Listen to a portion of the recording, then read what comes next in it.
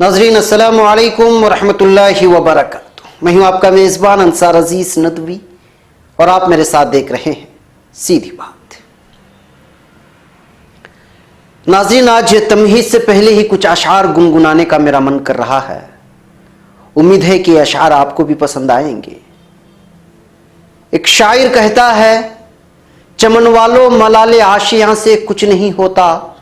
رہو بیدار تو برق تپاں سے کچھ نہیں ہوتا،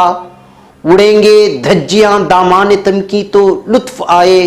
محبت میں خیالی داستاں سے کچھ نہیں ہوتا، جنوں میں حوصلہ درکار ہے خارا شگافی کا، فقط گلکاری لفظ و بیاں سے کچھ نہیں ہوتا، غم نفع و ضرر سے بے نیازی شرف الفت ہے، محبت میں غم سوز و زیاں سے کچھ نہیں ہوتا، چمن والوں ہے ذہن و فکر کی تعمیر بھی لازم، فقط تعمیر باغ و آشیاں سے کچھ نہیں ہوتا، لبے گل کے تبسم سے بہار آتی ہے گلشن پر، کہو شبنم سے فریاد و فغاں سے کچھ نہیں ہوتا، اگر سینے میں زندہ ذوق تعمیر نشمن ہے، شرر افشان برق و تپاں سے کچھ نہیں ہوتا، انہیں پر ہے مدار انقلاب گلشن بستی، یہ مت سوچ طیور ناتواں سے کچھ نہیں ہوتا، حیات جاویداں کے واسطے خون جگر پگھلا، تمنائے حیات جاویداں سے کچھ نہیں ہوتا، چمن والوں نگاہ و فکر پر بھی کچھ بہار آئے، فقط رقص نسیم گلستاں سے کچھ نہیں ہوتا، ترقی آدمی کی وجہ حیرت ہے مگر فطرت، فقط تسخیر ماہ و کہکشاں سے کچھ نہیں ہوتا، سفر کی مشکلوں میں کون کس کا ساتھ دیتا ہے، مصائب میں امیر کارواں سے کچھ نہیں ہوتا، کچھ نہیں ہوتا. ناظرین جانتے ہیں یہ پرمغز حالات کو بیان کرنے والے، ضمیر کو جھنجھوڑنے والے، بیک وقت ماضی حال و مستقبل کے حالات کو بیان کرنے والے اشعار کس نے کہے ہیں؟ جی ہاں، یہ اشعار ہیں مشہور و معروف شاعر جناب حسین فطرت بھٹکلی کی، جن کا انتقال ابھی کل رات قریب 2 بجے ہوا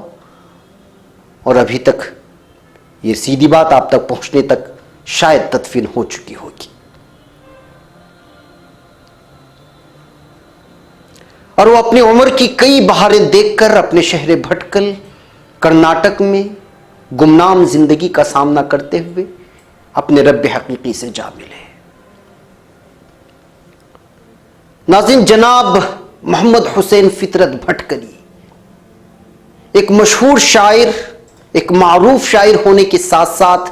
ڈاکٹر کے پیشے سے بھی جڑے تھے. ریاست ہی نہیں بلکہ ملک کے بلند پایہ شاعروں میں ان کا شمار ہوتا تھا. اردو ادب سے دلچسپی کے باعث میں ہمیشہ اپنی اردو کی سدھار کے لیے کئی شاعراء کرام کے کلام اور ان کے مضامین کو زیر مطالعہ رکھنا میری عادت ہی نہیں بلکہ میرا جنون ہے. ان شعراء میں سے یہ بھی ایک شاعر تھے. مرحوم کے اشعار کے مطالعے کے بعد مجھے یہ فیصلہ لینے میں ہرگز بھی دیر نہیں لگتی کہ یہ شاعر قوم کو بار بار جھنجھوڑنے کی کوشش کر رہا ہے مگر قوم ہے کہ سوئی پڑی ہے. ان کے اشعار جیسے دل و دماغ میں میرے ایسے سوار ہوتے کہ جیسے وہ قوم کی مظلومیت کو، اس کے ظلم کو بھی نہایت خوبصورتی کے ساتھ بیان کرتے ہوئے سماج کو اس کا چہرہ، اس کا آئینے میں دکھانے کی کوشش کرتے، مگر افسوس کہ اس کو کوئی سمجھ نہیں پاتا. مجھے اچھی طرح سے یاد ہے کہ جامعہ اسلامیہ جامعہ آباد بھٹکل جو میرا مادر علمی ہے، میں اپنے دوران طالب علمی کے دوران ہمارے ہم عصر طالب علم مولانا ابوبکر ندوی صاحب جو اس وقت جامعہ مکتب میں استاد ہیں، ہماری ابتدائی درجوں میں جب بھی نعتیہ مقابلے ہوتے تو کئی سارے طلباء، یہاں کی جو تنظیم اور لجنہ ہے اس کے ذریعے مقابلے ہوتے، یا بیرون ریاست مقابلے ہوتے، یا بیرون شہر اندرون شہر مقابلے ہوتے، یا مدارس کے درمیان اگر کوئی مقابلے ہوتے نعتیہ کلام کے، تو اس میں سب سے پہلے مولانا ابوبکر ندوی سب سے پہلے، یہ ہمارے ہم عصر ساتھی اس میں پہلے نمبر پر آتے. مجھے بعد میں جا کر کے پتا چلا کہ یہ نعت جناب حسین فطرت صاحب کی ہوتی ہیں جو ہمیشہ سے پڑھ کر کے اول آتے ہیں. اور اس زمانے میں مولوی ابوبکر کی آواز کی طوطی بولتی تھی پورے جامعہ آباد میں بلکہ پورے بھٹکل شہر میں. تو آپ خود اندازہ لگائیے کہ جناب حسین صاحب کا نعتیہ کلام اور مولوی ابوبکر صاحب کی آواز یہ طے تھا کہ مولانا ابوبکر ہی بازی مار لے جائیں گے، جو وہ طالب علم تھے۔ اور ایک لمبا عرصہ ایسا ہی رہا، اور میرے مشفق و مربی مرحوم مولانا عبدالباری ندوی رحمۃ اللہ علیہ کو بارہا میں نے مولوی ابوبکر سے مطالبہ کر کر کے نعت سنتے ہوئے دیکھا، اور مولوی ابوبکر بھی مرحوم شاعر جناب فطرت صاحب کے ہی کلام کو سنانے کو ترجیح دیتے تھے۔ جناب حسین فطرت صاحب کا نام ویسے بھی ہر سال جامعہ سے فارغ ہونے والے طلباء کے سلسلے میں جو الوداعیہ نظم پیش کی جاتی تھی اس میں سننے میں ملتی۔ مجھے لگتا ہے کہ 3 دہائیوں تک یہی ہمارے شاعر فطرت کا نام ایک پیغام کے ساتھ اس الوداعیہ نظم کے مقطع میں ہمیشہ سنا جاتا رہا ہے۔ بلکہ جب میں ہفتم میں تھا اس وقت غالباً ہمارے درجے کے لیڈر بلکہ رہنما مانے جانے والے مولانا وسیع اللہ ڈی ایف ندوی، جو کہ اس وقت جامعہ اسلامیہ میں استاد ہیں، ان کے ساتھ مل کر کے سب سے پہلے فطرت صاحب سے ہماری بالمشافہ گفتگو بھی ہوئی تھی اور ملاقات بھی ہوئی تھی اسی الوداعیہ نظم کے لیے۔ ناظرین، ان کی اشعار کی گہرائیوں کو سمجھنے کی کوشش کرنا ہے۔ آپ ان کی شعر کی گہرائی کو ناپے اور سمجھے۔ وہ کہتے ہیں کہ حیرت سے میں یہ رنگ جہاں دیکھ رہا ہوں، سوئے ہیں عرب اہل عجم جاگ رہے ہیں، کیا لطف تہجد میں تجھے آئے آخر، صوفی تیرے سینے میں صنم جاگ رہے ہیں۔ حالیہ عربوں اور عجمیوں کا حال دیکھیے، اور ان اشعار کو نہ جانے وہ کب کہا تھا، اور اس کو اس حال میں اب کے حالات میں دیکھیے، اور اس کے مطلب کو، اس کی گہرائیوں کو سمجھنے کی کوشش کیجیے، ان کے درد کو پہچاننے کی کوشش کیجیے۔ پھر پتہ چلے گا کہ فطرت بھٹکلی کی شاعری کس عمدہ درجے کی شاعری ہوا کرتی تھی، جس کو اسی قوم نے پیچھے ڈال دیا اور ان کو گمنام کر دیا۔ جی ہاں ناظرین ایک بریک کی اجازت دیں، بریک کے اس پار کچھ اور حقائق۔ قل هذه سبيلي أدعو إلى الله على بصيرة أنا ومن اتبعني وسبحان الله وما أنا من المشركين۔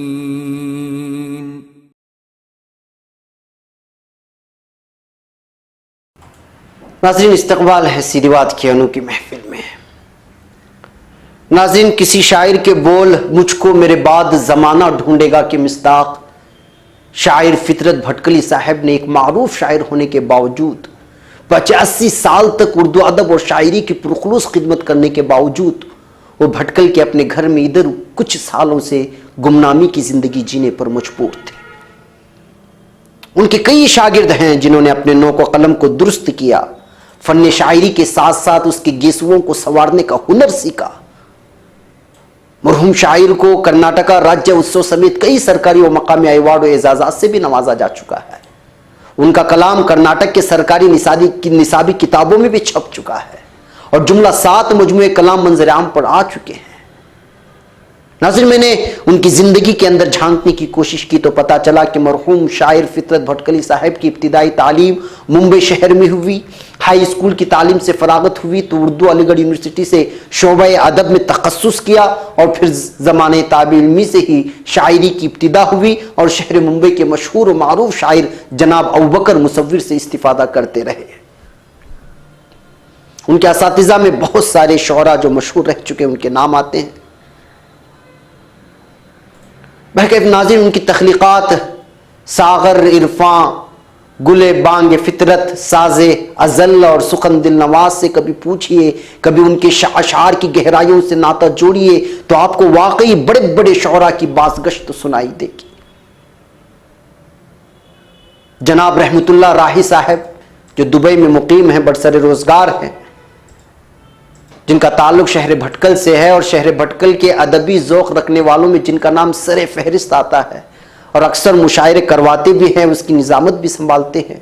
انہوں نے موصوف شاعر کے انتقال پر جو مختصر تحریری تعزیت نامہ بذریعہ سوشل میڈیا شیئر کیا تو واقعی دل چھو لینے والا تھا، اور میرے احساسات کی ترجمانی ہو رہی تھی۔ اسی لیے میں نے اسی تحریر کو آپ لوگوں کے سامنے رکھنا ضروری سمجھا۔ انہوں نے لکھا ہے کہ آج صبح کی اولین ساعتوں میں یہ خبر ہم تک پہنچ گئی کہ اردو ادب کا ایک آفتاب و مہتاب افق ادب پر مسلسل کئی عشروں تک ذوفشاں رہنے کے بعد آج دنیا سے پردہ فرما گیا۔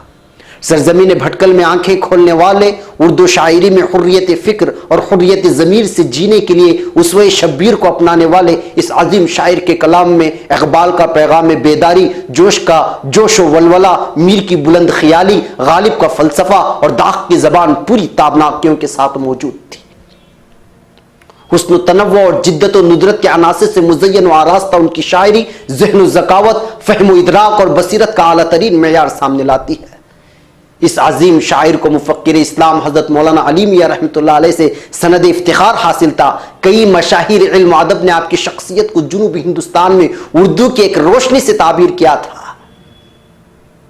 آپ نے اردو شاعری کو سطحی جذباتیت اور لفظی بازیگری کے طلسم سے نکال کر زندگی کی شاہراہ پر لا کھڑا کیا تھا۔ بہرکیف فطرت صاحب کی شخصیت اور شاعری پر لکھنے بیٹھو تو سفینہ چاہیے اس بحر بے قرار کے لیے۔ ادب میں شرافت، وضعداری، استغنا اور انکساری کا پیکر زبان و ادب کا بے لوث خادم اپنے تخلیقی فعالیوں کا سلسلہ توڑ کر ادب کے طالب علموں کو آج سوگوار کر گیا۔ اللہ غریق رحمت کرے، آمین۔ ناظرین، جملے تھے جناب رحمت اللہ راہی صاحب کے۔ بہرکیف ناظرین، حقیقت یہ ہے کہ شہر بھٹکل کی مقامی زبان، نوائت اور پھر شاعر صاحب کا تعلق بھی اسی سماج سے ہونے کے باوجود اس قدر بلند پائے کی نفیس اور سلیس اور پاک و صاف اردو زبان میں شاعری کرنا اور پھر ہندوستان کے مشہور شعراء میں اپنا نام درج کروانا کوئی معمولی بات نہیں تھی۔ انہوں نے اپنے کلام میں فکر کی عمدگی کی گن گائے ہیں تو ادب کے روشن دیپ بھی جلائے ہیں۔ میں اس معاملے میں اپنے شہر کے کئی تنظیم اور اداروں سے نالا ہوں، بلکہ مجھے اپنے سماج و برادری کے ایک فرد کی حیثیت سے آپ سے شکایت کرنے کا موقع دیں کہ ان کی پذیرائی، ہمت افزائی جس انداز میں اہلیان بھٹکل کو کرنا تھا نہیں کیا، بلکہ پورے اہلیان بھٹکل ہی نہیں بلکہ ریاست کرناٹک کے لیے بھی خوش نصیبی کی بات تھی کہ اس طرح کا ایک شاعر ہمارے درمیان موجود تھا جس کی شاعری کی تعریف اپنے وقت کے علامہ دہر عرب و عجب میں اپنے فکر، غور و تدبر اور اردو اور عربی ادب سے انقلاب بپا کرنے والے مولانا ابو الحسن علی ندوی رحمۃ اللہ علیہ عرف علی میاں رحمۃ اللہ علیہ نے کی تھی۔ ان کے وہی جملے ان کی شاعری کی پاکیزگی کو بیان کرنے کے لیے کافی تھی، مگر افسوس کہ ہم پیچھے رہ گئے۔ ناظرین، حقیقت یہ ہے کہ شاعر نے پوری زندگی بے نیازی کی زندگی جی ہے۔ عام طور پر تجربات کی روشنی میں اگر میں آپ لوگوں کے سامنے رکھوں تو اور کہوں تو جو انسان اپنی صلاحیت کا لوہا منوا لیتا ہے اور ہر طرف سے جب واہ واہی سنائی دیتی ہے تو پھر اس کے اندر کی انا اچک کر سامنے آتی ہے، یہ کہہ کر اس کو اکسانے لگتی ہے کہ اب عہدے چاہیے، اب نام چاہیے، اب نمود چاہیے، اب شہرت چاہیے، اب مقبولیت چاہیے۔ مگر اس شاعر نے واقعی تمام چیزوں سے دور رہ کر اپنے اہل و عیال کے ساتھ آخری سانس تک ایک عام زندگی گزاری اور اسی بے نیازی کے ساتھ ان اشعار کے ذریعے یہ کہتے ہوئے ہمیں پیغام دے گئے کہ نہاں عشق کی تخریب کاری میں بھی تعمیریں، جلا کر آگ سونے کو عطا کرتی ہے تنویریں۔ غریبی، مالداری، غم خوشی، بیماری و صحت ہر ایک انسان کے آگے ہیں مقدر کی یہ تحریریں۔ حریص مال و زر سن لے تو خالی ہاتھ جائے گا، یہی رہ جائیں گے ایک قیصر و ایواں اور جاگیریں۔ ناظرین، آج سے 3 سال پہلے میں ان کی رہائش گاہ پر بحیثیت فکر و خبر مدیر اور ایک صحافی کی ذمہ داری نبھانے کے لیے ان سے ملاقات کی تھی اور ان کے درد کو، ان کے پیغام کو عوام تک پہنچانے کی کوشش کی تھی۔ مگر سوچئے، جس دور میں خود مسلمان اردو کو ایک عجیب نگاہ سے دیکھتے ہو، سرکاری اردو اسکولوں کی حالت زار کو دیکھ کر حکومتیں اداروں کو بند کرنے پر مجبور ہوں اور مشاعروں تک ہی اردو کی خدمت محدود ہو کر رہ جائے، ہندی میں لکھے اشعار کو اسٹیج پر چڑھ کر سنائے اور وہی شاعر اردو شاعر کہلائے اور اس کی شاعری کے جذبات میں بہہ کر پوری قوم اس کے پیچھے دیوانہ وار بھاگنے لگے، تو وہاں سچے اسلامی فکر کے حامل شاعروں کی سننے والا کوئی نہیں ہوتا، ہرگز بھی نہیں۔ اس لیے اس قوم کی تہذیب کو دیمک نے چاٹ لیا ہے، ان کے جذبات صرف مشاعروں میں ہی بھڑکتے ہیں، اور یہ مشاعرے نہیں بلکہ مجرے ہوتے ہیں جو نوجوان نسل کے جذبات کے ساتھ کھلواڑ کرتے ہیں۔ اللہ ہمیں معاف کرے۔ جی ہاں ناظرین، یہی حقیقت ہے۔ ایک اور بریک کی اجازت ہے، بریک کے اس پار کچھ اور تبصرہ۔ قل هذه سبيلي أدعو إلى الله على بصيرة أنا ومن اتبعني وسبحان الله وما أنا من المشركين۔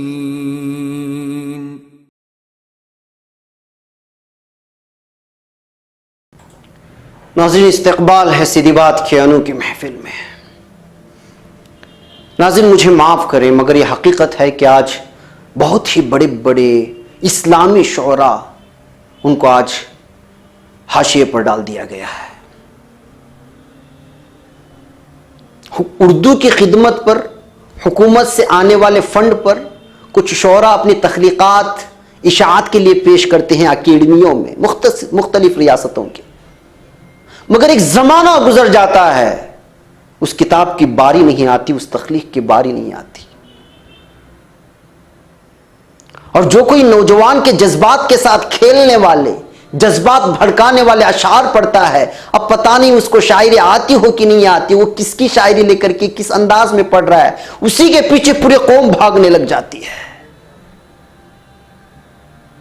یہ صرف اسلامی یا اچھے شعر کہنے والے یا لکھنے والے شعراء کے ساتھ ہی نہیں، اردو صحافیوں کے ساتھ، اردو اساتذہ کے ساتھ بھی یہی ناانصافی ہوتی آ رہی اور زمانوں سے ہوتی آ رہی ہے۔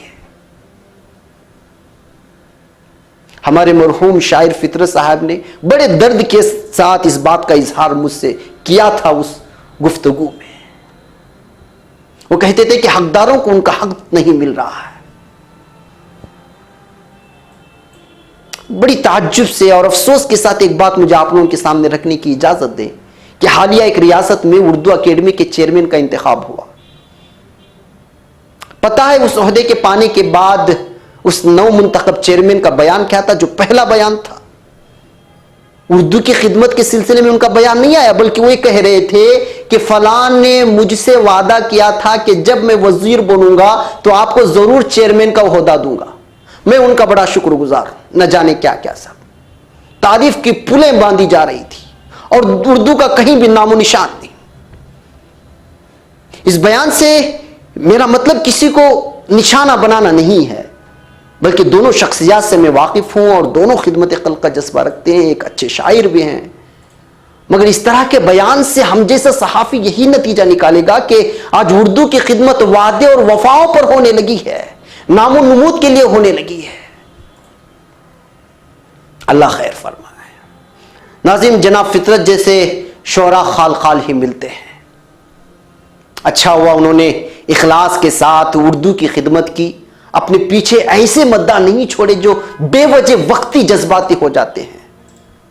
وہ اپنے پیچھے ایسے مداحوں کو چھوڑ کر گئے جو ان کے لیے ایصال ثواب کا باعث بنیں گے۔ اللہ ان کو غریق رحمت کرے۔